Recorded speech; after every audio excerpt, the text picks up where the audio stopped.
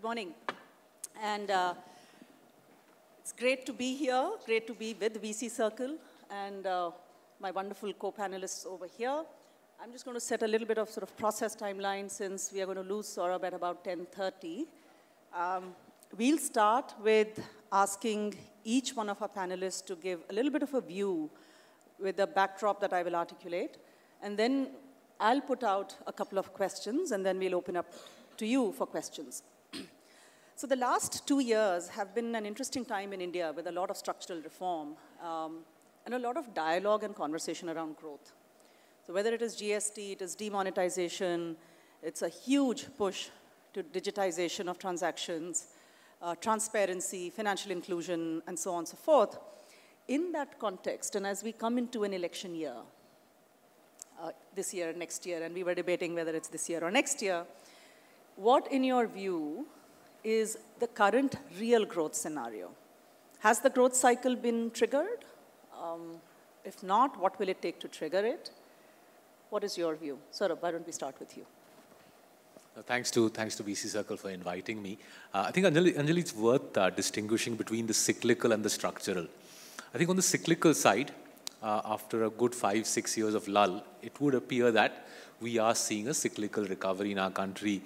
You can see it in the cement demand data, the truck sales data, the credit offtake data. We do seem to have a cyclical recovery, and my hunch is that over the next 12 months, as we approach the elections, the cyclical recovery picks up speed. I think on the structural front, has India structurally become a weaker economy or not? I think actually it's a difficult question to answer.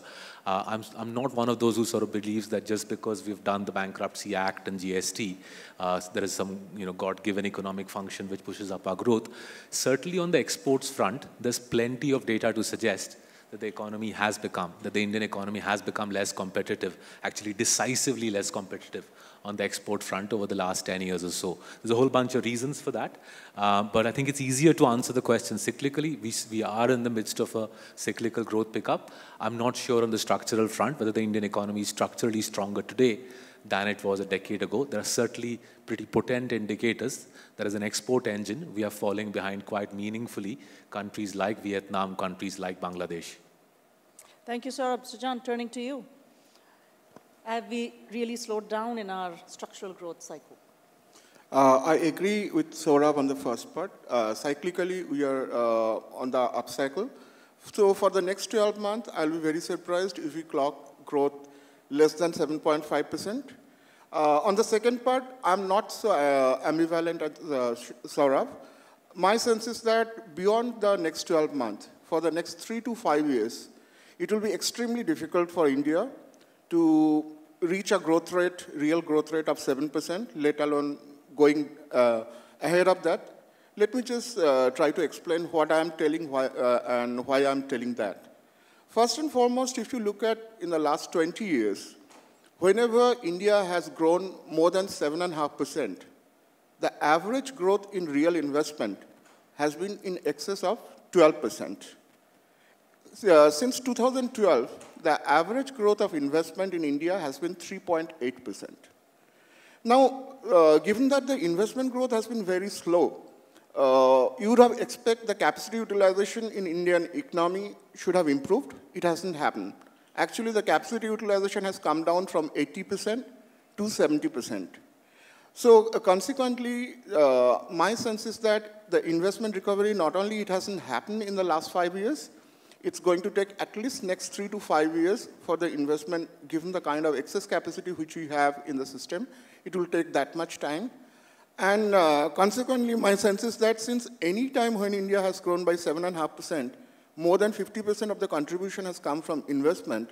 Given this, for the next 3 to 5 years, it's going to be extremely difficult for India to clock a 7% plus growth rate. Thank you. Prasoon, as an institutional investor that's widely followed, what is your prognosis? So as an investor, I don't think we have the luxury to really look at 3 to 5 years. We are here now trying to do things react to the way the market is. So I kind of agree on the first part very clearly. I do see signs of cyclical turnaround. There are enough indicators out there which are saying that there is something stirring in the economy and we have pretty much bottomed out and the turn is pretty much there, whether it's CV sales, As Saurabh said, cement, steel, the credit growth is back in double digits, though of a low base. But even if you take a 3-month, 6-month moving average, it's clearly showing signs of an impending turnaround in the economy. I think given the fact that we have been so used to a low growth, low earnings scenario for the last 3 to 5 years, I am quite sure that over the next 12 months, there will be a positive surprise in store for us. So I am very optimistic on that. On the structural side, I completely agree with Sujan on one thing, which is that unless the investment cycle revives, we are not going to see a strong growth coming back. Having said that, I do not really believe that it's a 3 to 5 year story. Yes, it has taken its own time coming. Yes, there are certain capacity utilization issues, but the fact of the matter is that we have seen, serious amount of disturbance over the last 2 years. If that had not happened, at least anecdotally, our capacity utilizations, our growth would have been different. So demand was one clear disturbance, the after effects of which we are still seeing in the economy. What Saurabh said about exports, I think the larger part of that has to do with the fact that cash had disappeared from the system and all the unorganized sector, a large part of the SME sector which participates in the export sector was not really able to cope up with that. Now, if you actually look at it, the currency in circulation is back to where it was pre-demand levels, virtually. So cash is back in the system. Anecdotally, if you talk to a lot of different companies, they're telling you the cash transactions are back to where it all started from. So while one could look at that and say, what the hell is going on? But the fact is, if that is the case, the lubrication in the economy is back. So I think things will start moving. So from that perspective, I do believe we could see some pickup in exports, cyclical turnaround in economy. And once that's happening, that starts happening, capital spending is not just a function of the current capacity utilization. It's also a function of what hopes you have of further growth, what is the optimism in the economy. That has been sorely lacking for the last 3 to 4 years. Our sense is if you see growth starting to improve and starting to give you that positive impetus, more and more capital allocation, capex decisions will start coming through. And I think one thing will spur the other. So I remain positive that the fact that investment cycle will bounce back somewhere over the next 12 to 24 months. But definitely 3 to 5 looks really beyond me. But otherwise, I think the economy is turning around. So we are generally positive. We are saying that we've had a somewhat uncertain, unstable last 2 years, but things are looking up. Switching from investment, so capital investment, to actually consumption. Large country, young population, aspirational. There's a lot talked about the Indian consumer and how the Indian consumer will continue to consume. But to consume, it needs income. And income comes from jobs and livelihood generation. And it is very much on both the national agenda and I know on the agenda of business as well. What will it take to generate, and I would like to say not jobs, but really paid productive work and livelihood to the large number of youth coming into the workforce, which will in turn, of course, lead to income generation, disposable incomes, consumption, and so on. Who would like to go first? Sir? So let me try to deal with this vexed issue because I think last 5 years, even if we leave the debate on growth aside, which has been heated enough, I think the question of jobs actually is the question which is vexing policymakers the most. And if you look at sectors like FMCG, a sector which a decade ago used to see 12-13% volume growth with metronomic regularity, to see the same FMCG companies clocking 4-5-6% volume growth quarter after quarter is actually a little alarming. So if you look at the conventional discourse in our country, it's being framed around the terms that technology has been a big disruptor. We all know examples of manufacturing companies, financial services companies, which are increasingly automating. And the doomsday scenario that is painted is, as technology gets smarter, AI gets better, Indian workers will no longer be required. We'll have this incredibly automated country with sort of Japanese and Chinese robots and production lines displacing Indian workers. I'm not saying that story is entirely incorrect. We all, as I said, we all know examples from our personal lives where we've seen automation replace human beings in India. If you take India's most successful private sector banks, profits have grown tenfold in the last 10 years. But if you see the annual report, employment in that bank hasn't grown in the last 10 years. But I think what's happening, is more prosaic in our country. I don't think the lack of jobs as yet is because of some heavy-duty automation. I think the lack of jobs is for two reasons. One is construction. half of the job creation in our country in the last decade was because of construction labor activity. If you don't have the construction industry booming, as has been the case over the last 5 years, you're not going to create jobs. It's a straightforward source of jobs. I can't see the construction industry booming for the next couple of years. As both Prasun and Shujana are saying, the capex cycle hasn't yet taken off. Without the capex cycle, construction ain't going to take off. Without construction, your main engine for low-wage labor job creation is not going to happen. The second element, which I think is going to be the harder element, I think construction will come back. It's a matter of time. But the harder element is labor-intensive manufacturing. Textiles, where Bangladesh and Vietnam are beating us black and blue. Sports goods, where Pakistan has a sports goods industry, which has 6 times our exports.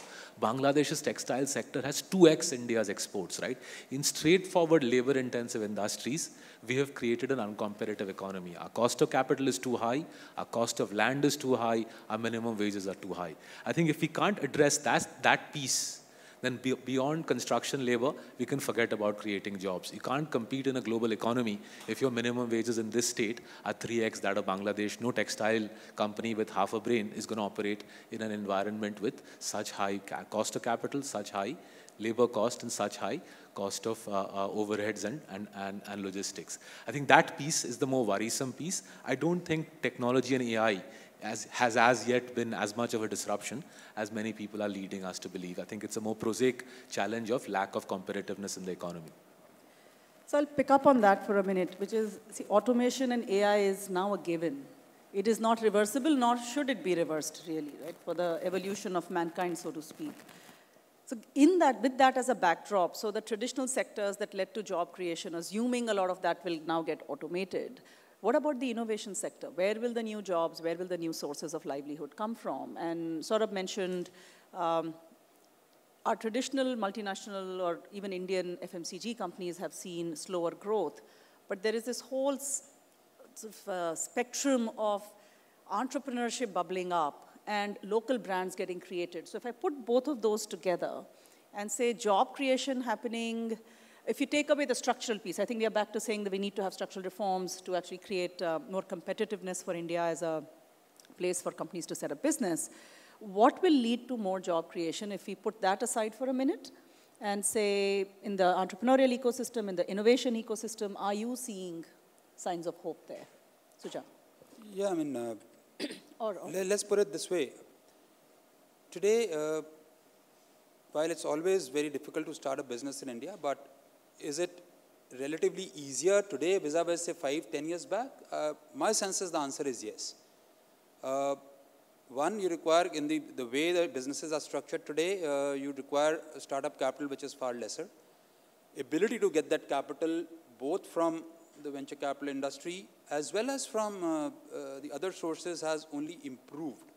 So clearly, and if you look at it, and I'm not just talking about big businesses or businesses which look glamorous, even small businesses on the ground, SMEs, the fact of the matter is that despite whatever we have been hearing about the banking sector, the fact is over the last 5 to 7 years, I think the entire financial sector, through the great work done by the NBFC sector, has really got the kind of segmentation we never saw earlier. What I mean by that is, for example, today you'll have small NBFCs who will only lend between 1 lakh to 10 lakh to small shopkeepers. You will have people who are doing just microfinance. You have people who just want to do UCVs.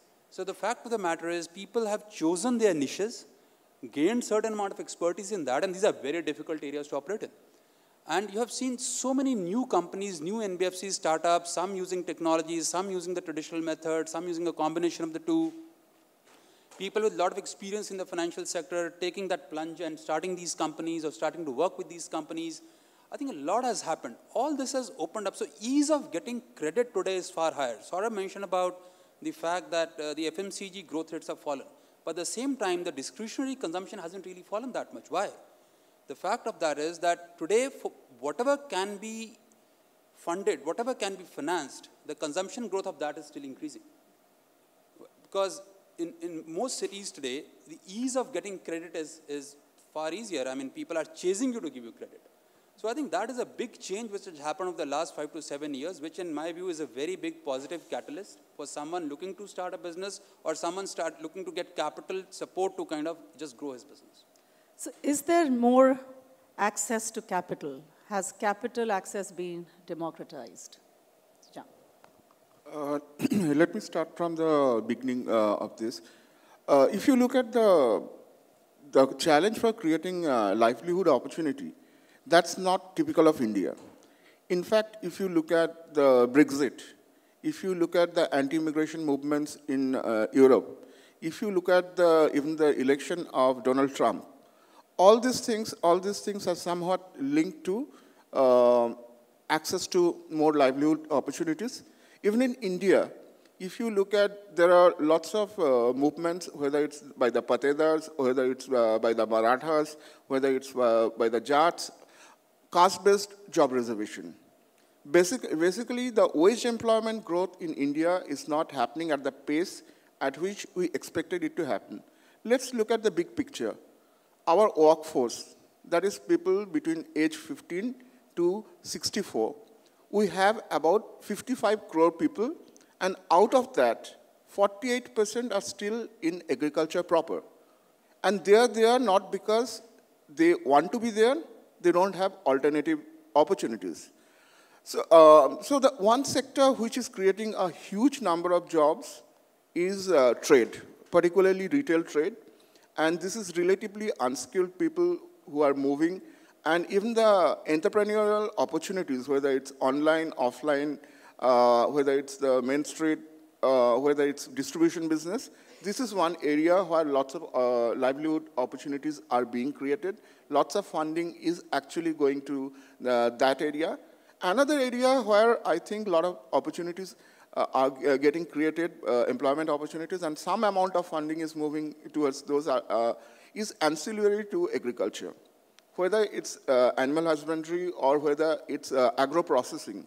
These are also typically extremely labor-intensive. And the third area where we are seeing in the recent past some amount of funding going and huge opportunity for job creation is tourism. Construction, I would slightly counter Saurav's point. Construction actually doesn't create too many jobs. And in fact, today construction is becoming extremely capital intensive. One machine, if you look around in Mumbai, how many machines are replacing people? And the construction, the intensity of workers have, in some places have gone down. 10 people are being replaced by one. So, and I don't think even if construction revives, too much of employment will come towards construction. So to come back to the issue, another problem which is happening in the job creation is the skill requirement. And that brings back to the bigger issue of the content of our education. Even today, if you are hiring a fresher, you need 6 months to 12 months of training, in-house training to make them job-worthy.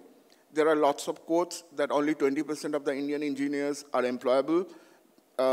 So that kind of thing. So I think this is for job creation. We have to look at integrally with the education system and the kind of on-job skill which people have. Great, thank you. Innovation, entrepreneurship, skilling. I'll come back to that before we leave, Saurabh, your view on cost of capital in India, rising, falling, easier, difficult. So let me answer it first the easy way. The 10-year bond yield 10, 15 years ago was in the vicinity of 15, 16%.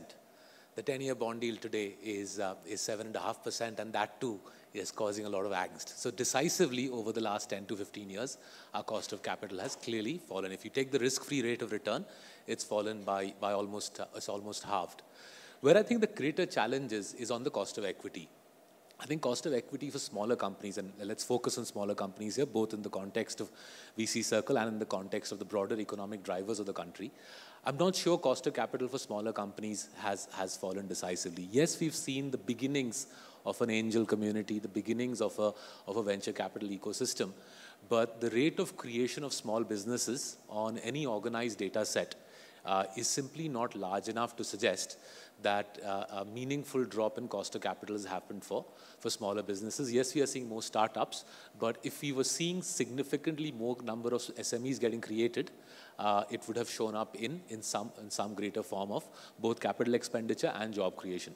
So for larger companies, access to debt capital has become cheaper. The risk-free rate of return clearly has halved in the last decade, which is a big plus for still a country with very low levels of per capita income like ours. But I'm not sure cost of equity has dropped so much, and it's in that context really that the 10% LTCG imposition just really rankles. That you're still a country with meaningfully expensive levels of cost of capital, and in that context, to impose 10%, I think LTCG is really quite a painful decision to swallow.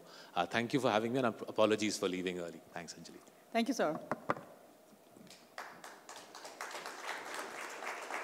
Okay, so coming back and picking up on cost of capital, debt versus equity.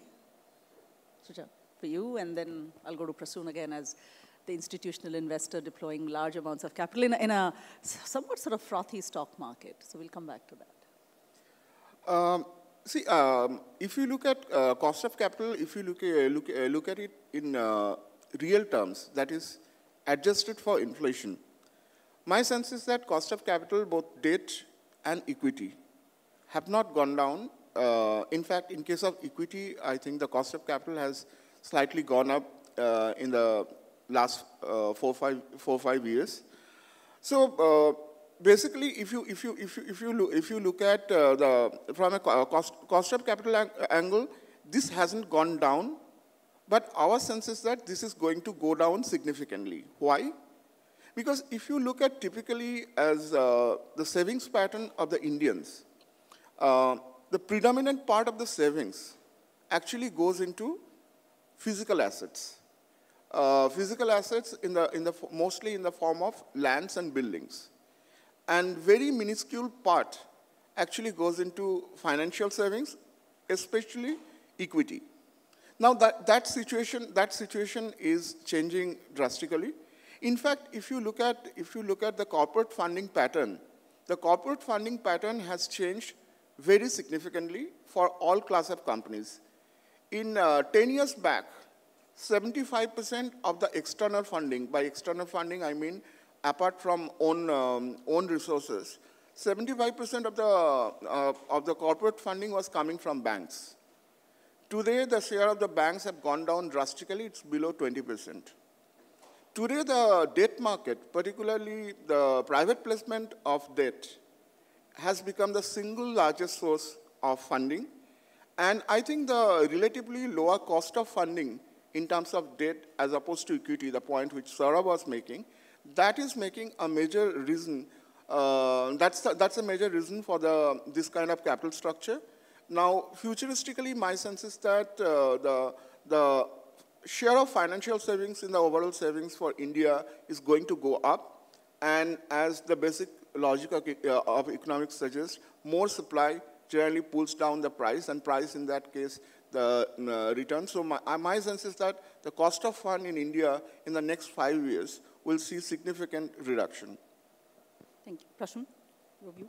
Particularly on equity and equity capital. Yeah, so I think, one, when we are looking at cost of capital, we tend to restrict ourselves to the larger corporates and the corporates we know, and that is a mistake, in my view. See, when we have to look at cost of capital for the country as a whole, I think we really need to focus on the last guy in the street. Very clearly, someone who's trying to get a loan of 2 lakhs to an SME, to a shopkeeper, to a mid-sized corporate. How have things been for them? So in my view, yes, as Saurabh said, the nominal interest rates have definitely come down, but on a real basis, very difficult to really say that if they have fallen that much. So from that perspective, while there is a small decrease there, but I think the bigger change, as I mentioned earlier also, is the fact that the ability to access formal sources of credit is improving. It is not really kind of reached a situation where everyone can do that, but I think that is improving in a dramatic manner.